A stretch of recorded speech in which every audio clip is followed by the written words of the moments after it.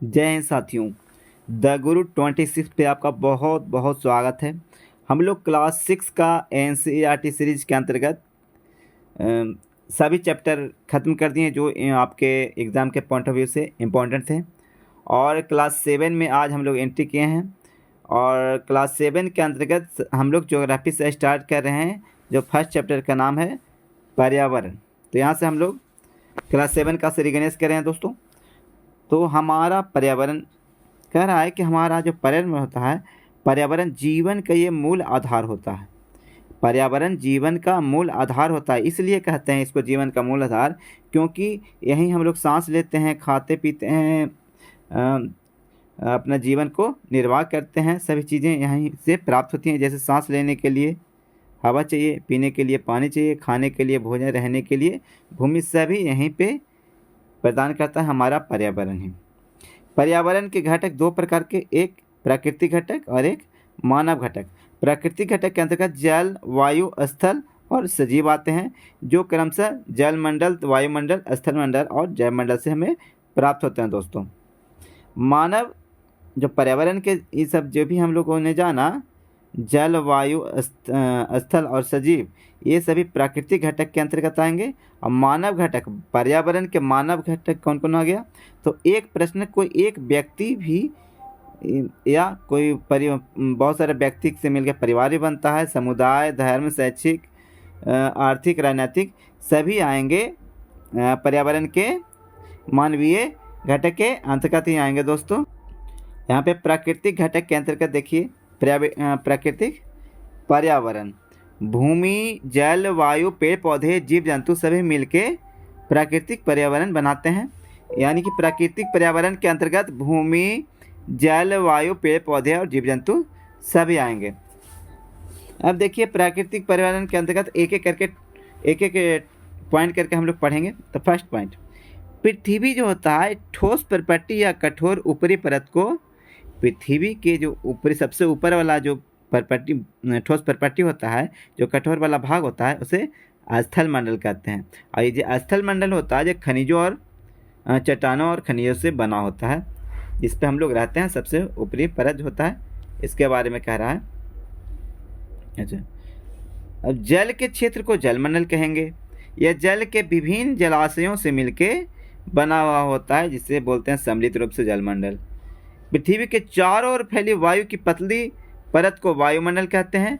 और पृथ्वी के गुरुत्वाकर्षण बल के कारण ही ये हमारे चारों ओर जो वायु होते हैं, जो गुरुत्वाकर्षण के कारण ही होते हैं। गुरुत्वाकर्षण बल अगर नहीं रहता तो वायुमंडल भी नहीं रहता दोस्तों। चौथा पॉइंट कह रहा है कि पादप एवं जीव जंतु मिलकर जैव मंडल या सजीव संसार का निर्माण करते हैं, जहाँ स्थल, जल एवं वायु मिलकर जीवन को संभव बनाते हैं।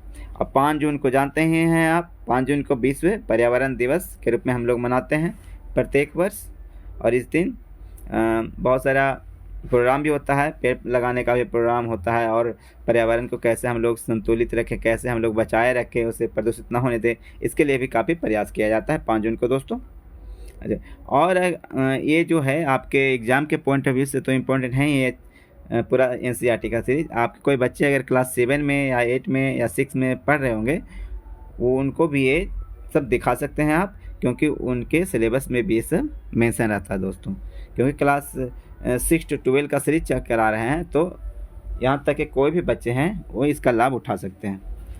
क्योंकि ये जो PDF है इतना इम्पोर्टेंट है कि इसे कर लेने के बाद किताब से कोई भी ऐसा वैसा कुछ वैसा बचेगा नहीं कि समझ में नहीं आवे।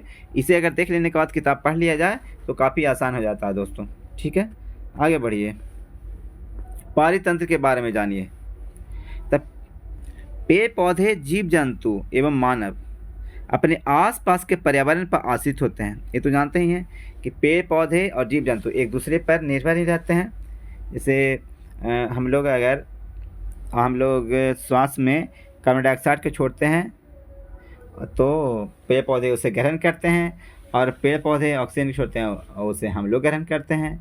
और भी बहुत सारे ऐसी भी प्रक्रिया हैं जिसे हम लोग, जैसे पेड़ पौधे हम लोग लगाते हैं, उसकी सेवा करते हैं, तो वह हमें उसके बदले में उससे भी हमें काफ़ी चीज़ें प्राप्त होती है।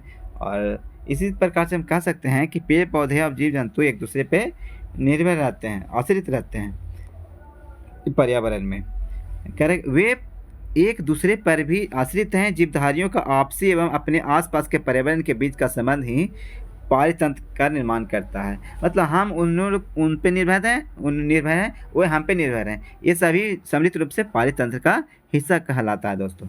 वन, घास स्थल, रेगिस्तान, पर्वत, झील, नदी, महासागर सभी पारितंत्र के अंतर्गत आएंगे।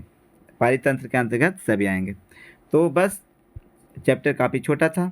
ज्योग्राफी का फर्स्ट चैप्टर पर्यावरण समाप्त हुआ दोस्तों। अब आप लोग जानते हैं कि जो भी होता है क्लास चलता है उसके लास्ट में हम लोग ऑब्जेक्टिव करवाते हैं।